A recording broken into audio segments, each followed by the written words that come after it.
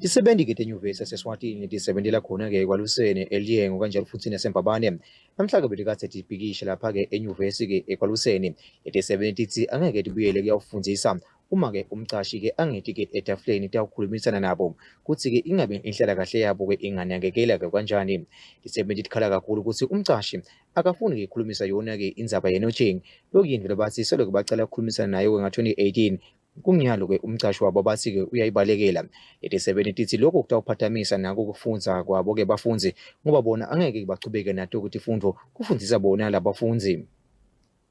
Sikhalo sethu lesikhulu lapha besolo sichubeka kule minyaka emibili engcile ukuthi umcashi akasinike idilo lokufuna sinikete kona kusho ukuthi siyakhona kusebenza selakahle umsebenzi wethu simisele lekuthiwa i-award for performance lekuthiwa i-notching. So solo setafuleni ngisakhulumisana iminyaka emibili nje engcile sagcina singavumelani-ke lokuthi vele asivumelani etafuleni sahamba sayenza lemithetho kosimakhe sahamba basihlanganisa kodwa kwaba bede vele kuvumelana lokho namhla sesilapha. Umcashi usitshela ukuthi ude imali yale notching. Nakathi uthi imali ye-notching ngakho akasafuni ukusikhulumisa ngale ndzaba ye-notching ukuze mhlawumbe phela kukhona singavumelana ngako mhlawumbili ukuthi okay ude imali inyalo kodwa mhlawumbe iminyaka emibili neminyaka ezintathu ngabe khona sokufunileni akafuni kwala ukusikhuluma ngale ndzaba nje yale notching. So etafuleni kahle kahle sakuyifaka kodwa lokukhulumisana ukuthi sibonelele sathane phela ukuthi mhlawumbe bangayithola kanjani imali bona baye kuphi kude abafuni ukusikhulumisa ngakho silakedeni namuhla. Kubuhlungu msakade ngalokuthi kuze mina ngikhona kusebenza kufuna ukuthi nami nginakeleleke nami kuphile mina ekucala.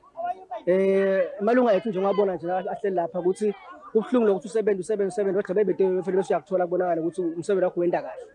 So sibuhlungu ngalokuthi vele bamfana ngeke bahlala bangaffect phela ngoba nangabe silapha nje amile emaklasi ikhishwe imali uhulumende ngenza ukuthi umcashi angafuni ukuthi abiye etafuleni sikhulume ngale ndzaba lena siyibona ukuthi singenda kanjani.